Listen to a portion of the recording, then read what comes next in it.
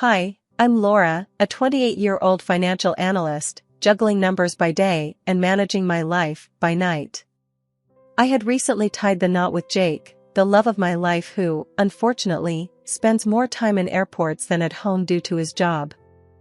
Our rented apartment was our little haven, conveniently located next to my workplace, until one day, it became the stage for an unsolicited critique by none other than my mother-in-law, Marge. Jake was away, as usual, when Marge decided to drop by unannounced. The sight that greeted her was my dinner, a takeout box from the local diner, and my less-than-spotless living room. Well, Laura, what do we have here? A takeout queen in her natural habitat? Marge's voice dripped with disdain as she surveyed the apartment. I bit my tongue, trying to keep the peace. Hi, Marge. I wasn't expecting you. Yeah, I had a long day at work, so cooking didn't quite fit into my schedule. Marge clicked her tongue, shaking her head. In my time, no matter how tired we were, we made sure our husbands came home to a clean house and a hot meal. Seems like times have changed, and not for the better. Her words stung, but I wasn't about to let her walk all over me. Times have indeed changed, Marge. Nowadays, we believe in sharing responsibilities. And with Jake away so often, I manage things the best I can. Marge scoffed, her eyes scanning the room like a hawk. Sharing responsibilities? More like shirking them. You do know that a wife's duty is to keep her house in order, don't you? Or is that too old-fashioned for you? I felt my patience wearing thin. Marge, with all due respect, I work hard every day. My job is demanding, and I do my best to balance work and home. Maybe if Jake was around more, things would be different. Her eyes narrowed, and I could tell I hit a nerve. Excuses. Jake works hard to provide for you. The least you could do is make this place look a bit more habitable. The air was thick with tension. Just then, the door opened, and Jake walked in, weary from his travels, but happy to be home. That is until he saw his mother's face. Mom? Laura? What's going on here? Jake asked, sensing the Cold War in his living room. Marge wasted no time. Your wife here seems to think that takeout and clutter are acceptable. I was just trying to give her some friendly advice. Jake looked from Marge to me, the confusion clear in his eyes. He sighed heavily, a man caught between the two most important women in his life. Can we just not do this now? I just got home. The standoff was palpable, the apartment too small for the egos within it. Jake, torn and tired, could only watch as his mother and wife drew the battle lines. The tension in the apartment could be cut with a knife as Marge continued her relentless critique of my homemaking, or according to her, the lack thereof. With Jake back from his trip, I had hoped for some support, but instead, I found myself trapped in a vicious cycle of criticism and defense. Jake, look at this place. It's a mess. And your wife, she can't even cook a proper meal. Is this how you want to live? Marge spat out her words, each one like a slap to my face. I was seething, but I tried to keep my voice level. Marge, I work a full-time job. It's tough to keep everything perfect. I'm doing my best. Jake, weary and torn, ran his hand through his hair. Mom, please. Laura's working hard. It's not easy for her either. Marge wasn't listening. Nonsense. I worked hard too, but I kept a clean home. I cooked. I took care of my family. That's what a wife does. Her words stung, and I couldn't hold back any longer. Working hard? Marge, you've never worked outside of this house. You don't know what it's like to balance a career and a household. Her eyes flashed with anger. How dare you? Taking care of a home, raising children, that's a full-time job. You wouldn't last a day in my shoes.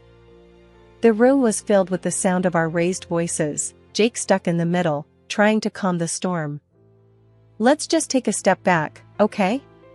Fighting won't solve anything, Jake said, his voice strained. But Marge was relentless. Solve? The only solution is for Laura to realize her duties as a wife. This modern nonsense won't work. Not under my watch. I felt like I was hitting a brick wall, my efforts to keep the peace futile. Marge, times have changed. Women work now. We contribute, we share responsibilities. It's not the 1950s anymore. She scoffed, dismissing my words. Share responsibilities?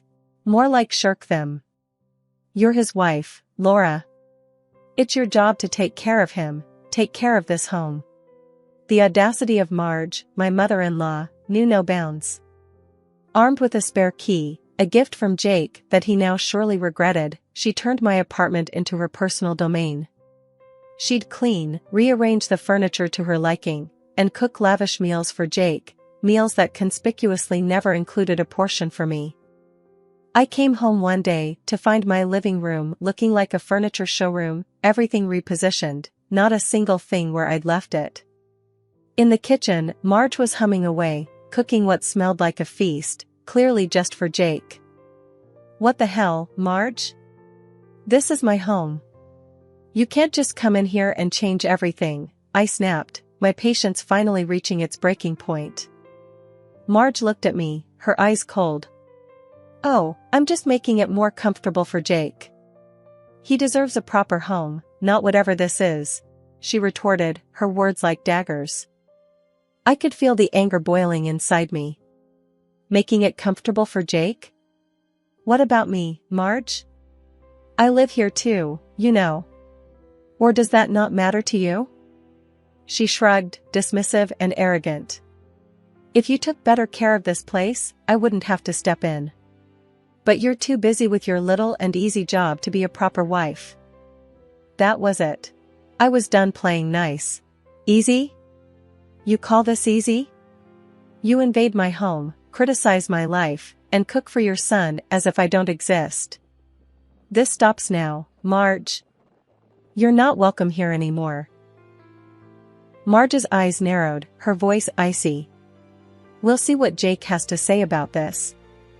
I'm sure he'll appreciate knowing how his wife treats his mother. Jake walked in at that moment, the tension in the air almost tangible. What's going on here? He asked, a weary look in his eyes. Before I could say a word, Marge jumped in. Your wife here thinks she can ban me from our home. She says I've never worked a day in my life. Jake looked from me to Marge, the weight of the situation pressing down on him. Can we not do this right now? He pleaded, but it was too late for pleasantries. No, we're doing this now, Jake. Your mom's been overstepping her boundaries for too long.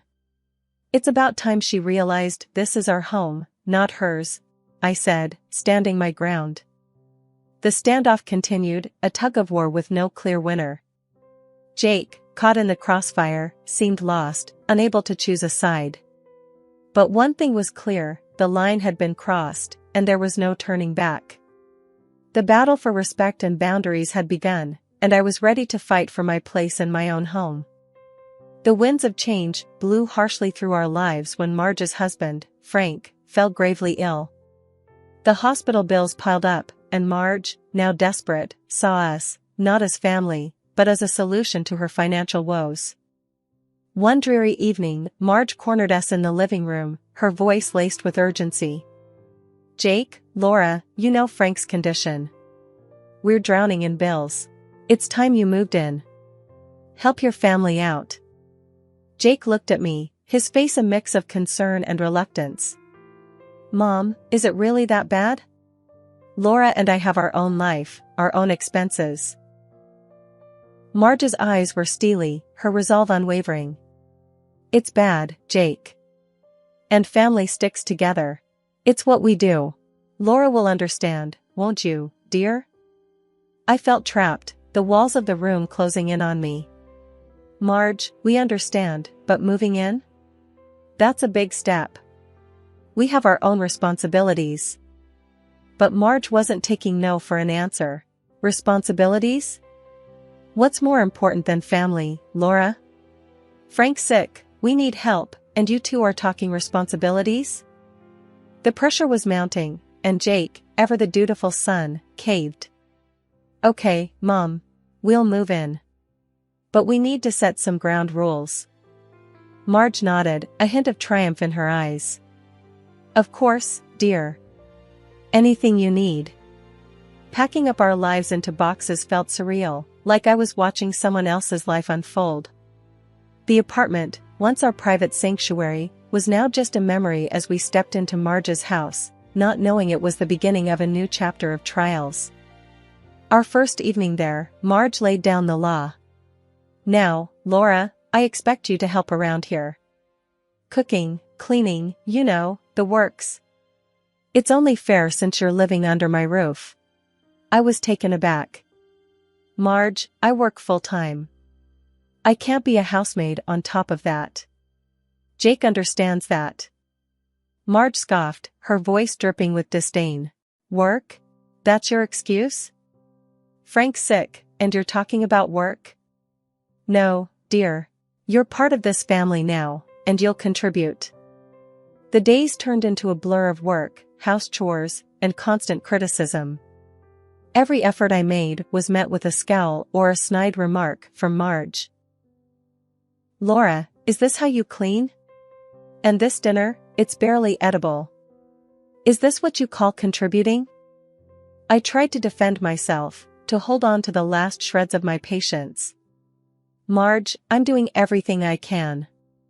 I'm not a machine. I need some understanding, some space. But understanding and space were luxuries Marge wasn't willing to afford me. Space? This is my house, Laura. My rules. You better shape up, or you'll find yourself out on the street. Life in Marge's house turned from challenging to unbearable when Jake left for another business trip. The absence of my husband seemed to embolden Marge, her criticisms becoming more personal and cutting by the day.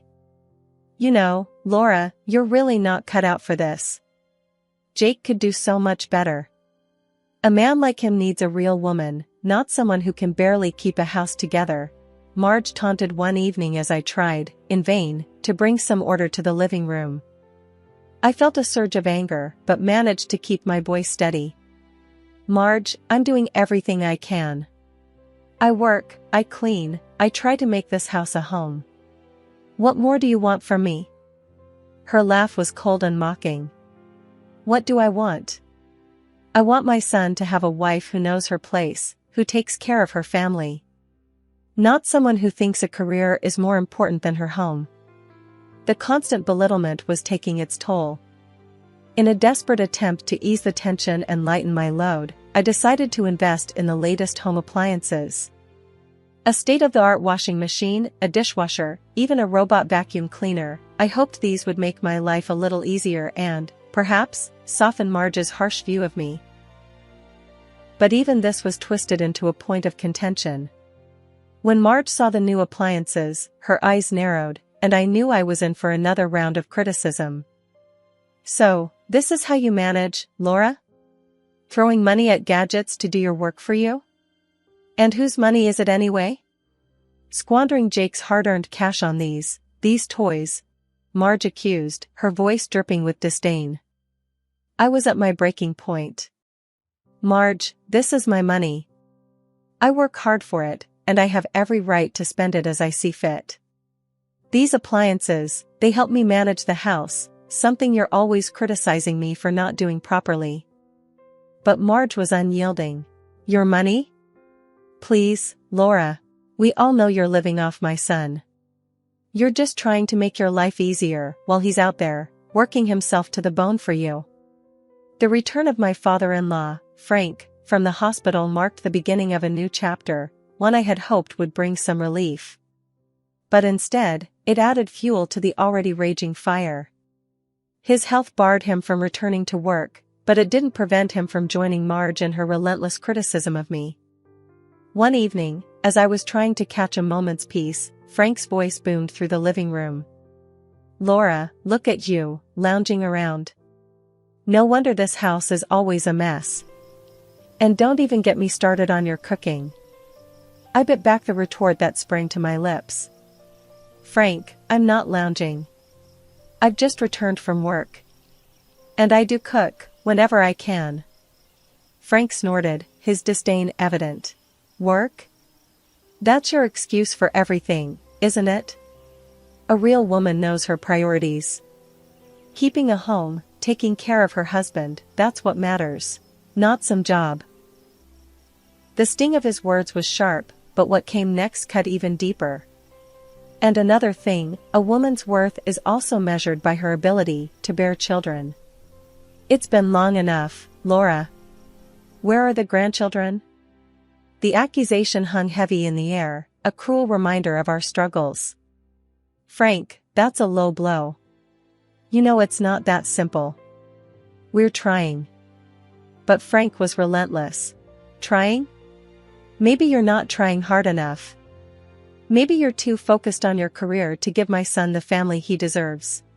Marge, ever the ally in criticism, chimed in. He's right, Laura.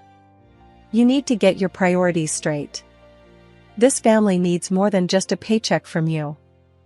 Jake, caught in the middle of this familial storm, seemed torn.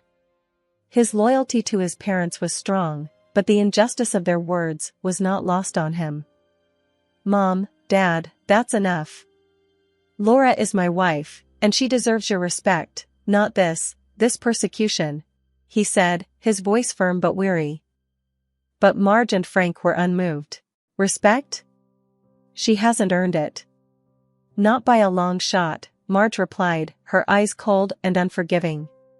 Life in Marge's house was suffocating, each day a test of my endurance.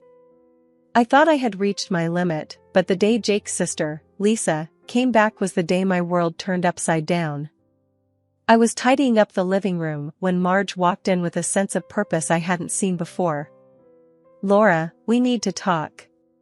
Lisa's moving back in, and she'll need your room. It's the best in the house, after all. I stood there, dumbfounded. My room? Marge, Jake and I live there. We've made it our space. Lisa can't just take it. Marge's eyes were steely, her voice cold.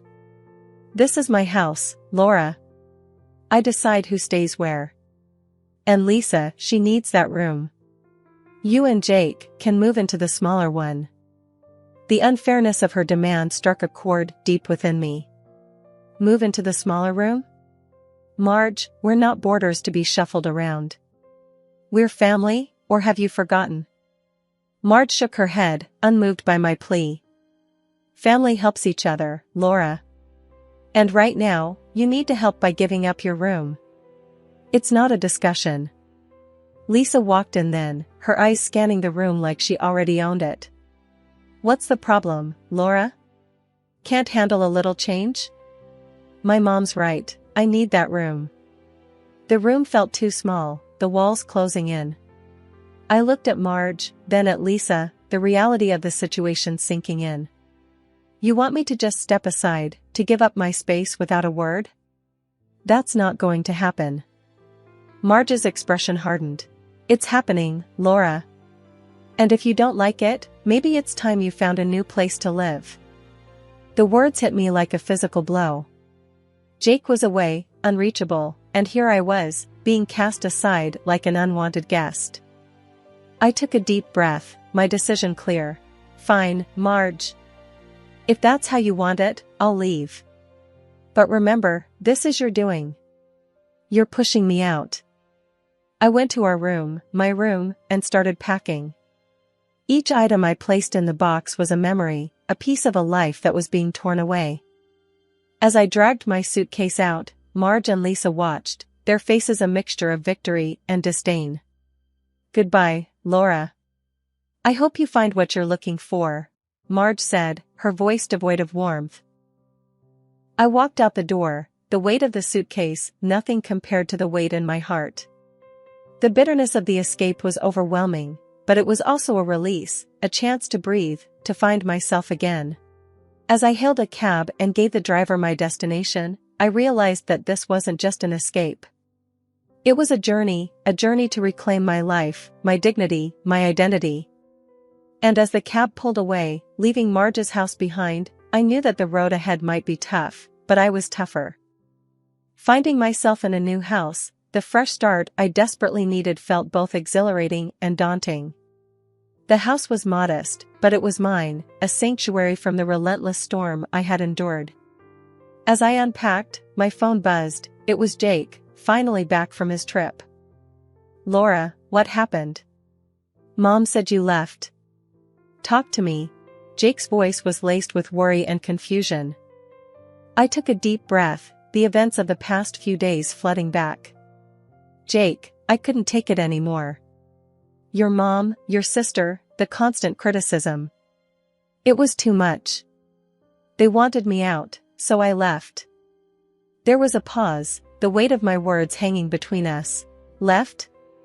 Laura, I can't believe this. I'm so sorry. I had no idea it was this bad," Jake replied, his voice heavy with guilt. I could feel the tears welling up, but I fought them back.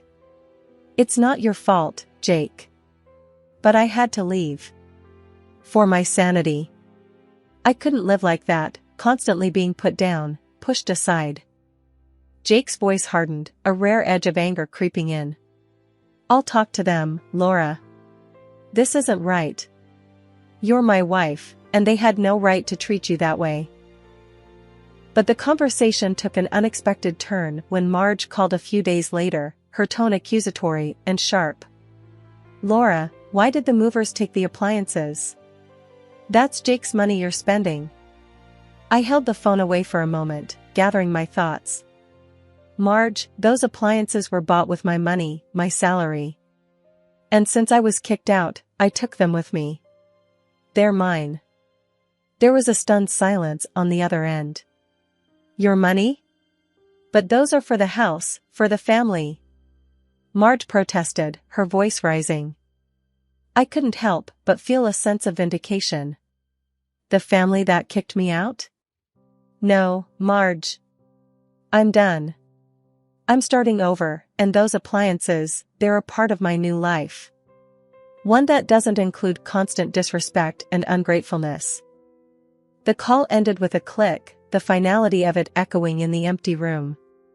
It had been a few tranquil weeks since Jake and I moved into our new house, a place we could truly call our own. We set up our furniture and installed the appliances I had taken from Marge's house, marking the beginning of our new life together. But the peace was short-lived, shattered by a frantic call from Marge that I never expected to receive. "Laura, Jake, you have to come back. Frank's sick again, in the hospital. And Lisa, she's pregnant and alone. We're drowning here without you," Marge pleaded, her voice cracking with desperation. I exchanged a glance with Jake, feeling the weight of her words. But the scars of the past were still fresh, and my resolve was firm. "Marge, we're sorry to hear that, but we can't come back. We've started a new chapter, and we intend to keep it that way." Marge's desperation turned to frustration. "But what about family? You can't just abandon us in our time of need." I took a deep breath, the decision clear in my mind. "Marge, family doesn't use each other. Family doesn't make you feel unwelcome in your own home. We helped as much as we could, but now it's time for you to find a solution. Maybe it's time for you to get a job." The silence on the other end spoke volumes. Marge was clearly stunned by my response. "A job? At my age? With Frank sick and Lisa expecting? How can you be so heartless?" The accusation stung, but I knew we were making the right choice. "It's not heartlessness, Marge. It's about setting boundaries. It's about respect and understanding, something we never got while we were living with you. You're going to have to manage, just like we did." Jake, who had been quietly supporting me, finally spoke up. "Mom, Laura's right. We've got our own lives to live. We can't be your safety net forever. It's time for you to take responsibility." The conversation ended with a click, the finality of it echoing through our new home. In the following days, more calls came, each more pleading than the last. But our decision was unwavering. We had endured enough, and it was time for us to focus on our future, free from the chains of guilt and manipulation.